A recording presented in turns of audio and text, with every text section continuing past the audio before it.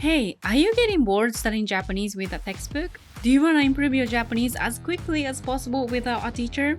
Try out my audio course for free. The link is down below. Thank you. はい、皆さん、こんにちは。今日は、ぽい、らしいを勉強します。So, in the last lesson, we learned how to use みたい and we learned that みたい means it's like. And today, let's talk about ぽい and らしい, which can be also translated as it's like. And it's similar to みたい, but there are some differences and we use them in a different situation. So I will explain all about it today. And there are some expressions that you never learn in a textbook, but you use them in real life. So make sure you watch until the end. Okay, so let's start with ぽい. So ぽい is also sometimes translated as like in English, and I want to explain the difference between ぽい and みたい first. So, okay, ぽい is similar to ish in English, like it has the same feeling as something. Okay, so let's say that my makeup is not usually Japanese style makeup, but today let's say my makeup is more like Japanese-ish style. You can say to me, ミク、今日日本人っぽいメイクだね。ミク、今日日本人っぽいメイクだね。So, Japanese-ish. 日本人っぽい。But, here is the difference number one between ぽい and みたい. So, if you say to me, 今日日本人みたいなメイクだね。今日日本人みたいなメイクだね. It sounds weird because I am Japanese. So by saying 今日日本人みたいなメイクだね, you're saying you are not Japanese, but your makeup looks like Japanese person. So for example, if I did makeup like a Korean person, you could say 今日韓国人みたいなメイクだね. 今日韓国人みたいなメイクだね. Because I'm not Korean, you can say 韓国人みたいな. So as I said in the previous lesson, みたい is only used as metaphor. So みたい is like you are not this, but you look like this. Or it's not this, but it feels like this. For example, it's like a dream. Like this is not a dream, but it's like a dream. It feels like a dream. You say 夢みたい. 夢みたい. You don't really say 夢っぽい in this situation because ぽい is more like ish. Or for example, you look like brothers. You can say 兄弟みたい. 兄弟みたい. So you two aren't brothers, but you guys look like brothers. You can say 兄弟みたい. So my point is when you see something and comment like, oh, it's not this, but it looks like this as a metaphor, use みたい, not ぽい. Okay, so your question is, when do we use ぽい? Like I said, ぽい is more like it's blah blah-ish in English. So for example, you can use ぽい when you talk about colors. For example, a reddish car, you can say 赤っぽい車. 赤っぽい車. Okay, for example, how do you say blue-ish t-shirt, 皆さん?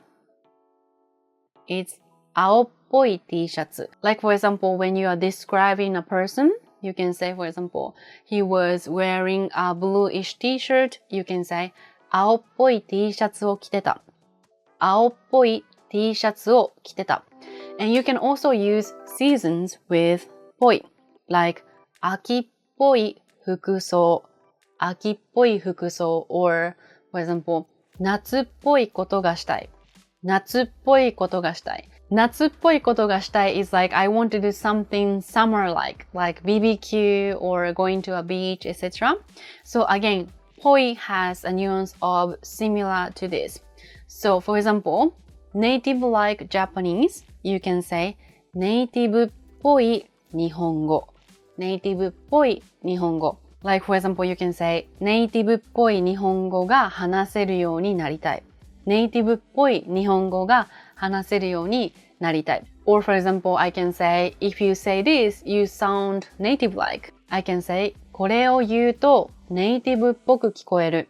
これを言うとネイティブっぽく聞こえる. And I mentioned this in the beginning, but we also use ぽい for makeup or fashion to talk about the style.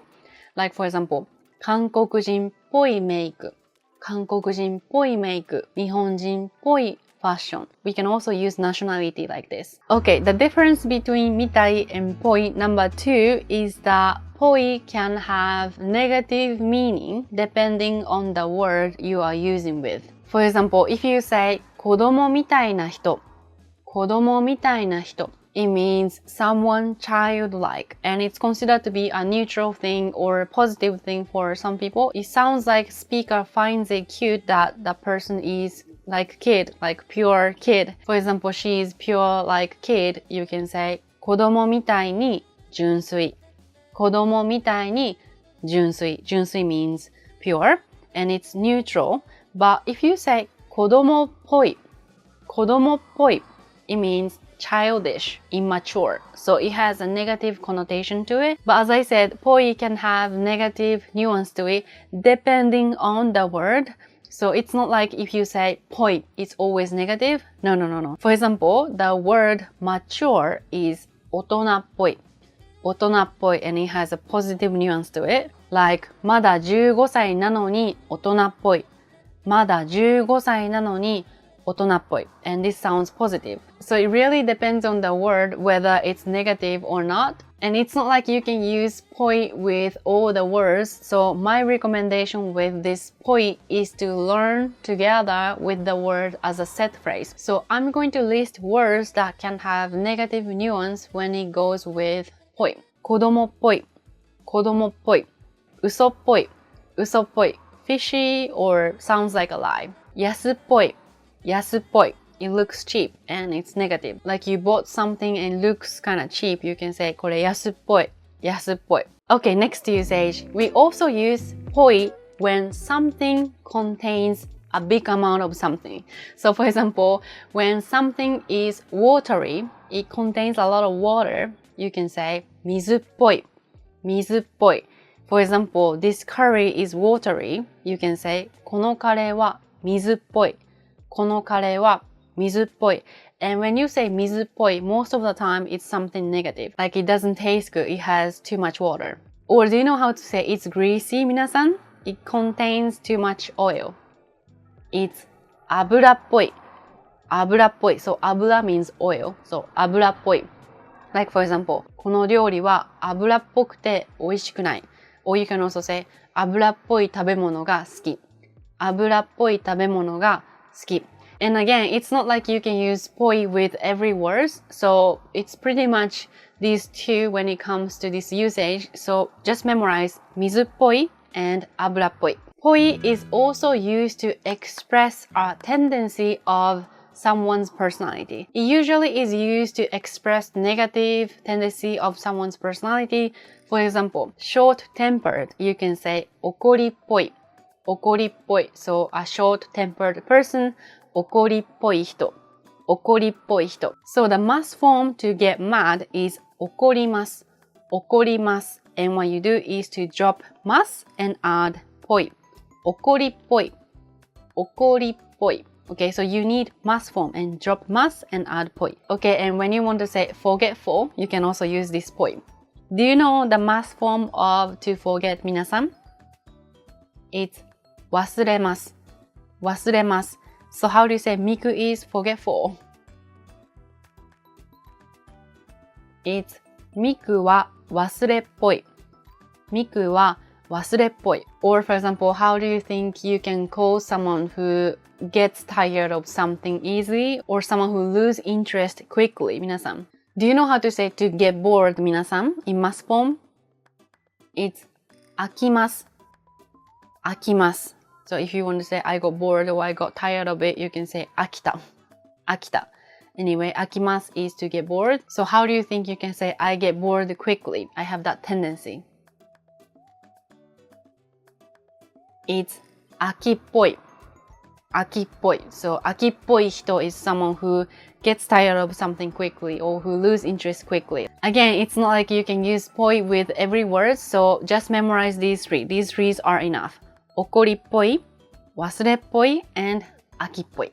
And one very important thing to mention here is that ぽい is E adjective, so the conjugation is exactly same as E adjective. So it's 飽きっぽい、飽きっぽかった、飽きっぽくない、秋っぽくなかった。And there are some other words that are often used with ぽい。So just memorize it as a set phrase.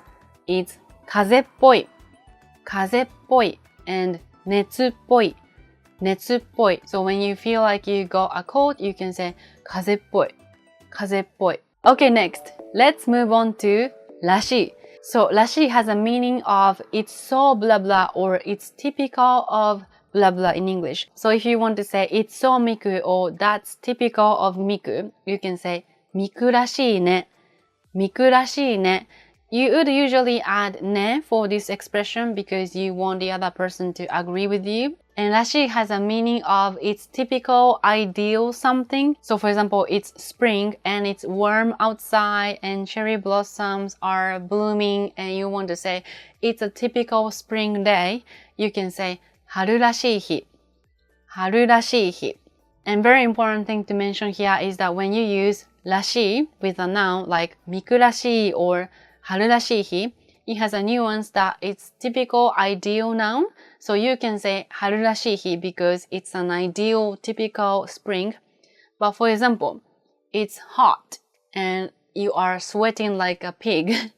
You're suffering from it. You wouldn't say 夏らしい日、夏らしい日 because you don't like it. But let's say you love summer and you came to a beach and there is no cloud, you love it. Then you can say 今日は夏らしい日だね。今日は夏らしい日だね。The most common usage of this noun らしい is the one I mentioned earlier. When someone does something and you want to say it's so someone or that's typical of someone in a positive way or neutral way, you can use this someone らしい. So let's say your friend is talking about something nice that someone did and you want to say it's so Ami, that's typical of Ami, like she's so nice. You can say アミらしいね、アミらしいね. And when you say that, it's something positive. You're talking about something positive about a person. So we wouldn't use this someone らしい when someone did something bad. Okay, little bonus for you. When you want to say to live being who I am, you can say 自分らしく生きる、自分らしく生きる. So 自分らしく is who I am. So for example, I want to live being who I am. 自分らしく生きたい。自分らしく生きたい。Or for example, I can be myself when I'm around Ken. You can say, ケンといると自分らしくいられる。ケンといると自分らしくいられる。Okay, big bonus for you is that these days people use ぽい to say it seems like, just like みたい that we learned in the previous lesson. For example, it seems like they broke up. We learned that we can say 別れたみたい、別れたみたい。But people nowadays also say 別れたっぽい、別れたっぽい。It's more casual Japanese, so you hear it when people are speaking casually. And this Japanese is not correct, so you don't learn it in a textbook, but people do use it, so it's important for you to know it. So it's exactly same as みたい. You can use informal form of the verb plus ぽい. Like for example, how do you say it seems like they're having a fight using ぽい? Do you know how to say to have a fight? It's 喧嘩する、喧嘩する. So how do you say it seems like they're having a fight using ぽい? It's 喧嘩してるっぽい、喧嘩してるっぽい. Okay, so to summarize, ぽい is similar to ish in English, so you can use it to talk about color, like 赤っぽい車. You can also use seasons, like 秋っぽい服装. And also when something contains a lot of things, you can use ぽい, like these two, 水っぽい and 油っぽい. And we can also use ぽい to talk about the tendency of someone's personality and memorize these three. 怒りっぽい、忘れっぽい and 秋っぽい. And again, ぽい is used as it seems like 喧嘩してるっぽい. And noun らしい is more like typical, ideal something. So we often use it with seasons like 春らしい、夏らしい、秋らしい, etc. And when you want to say it's so someone or that's typical of someone in a positive way, you can say someone らしいね, like ミクらしいね、ミクらしいね. Okay, レッスンはここまでです。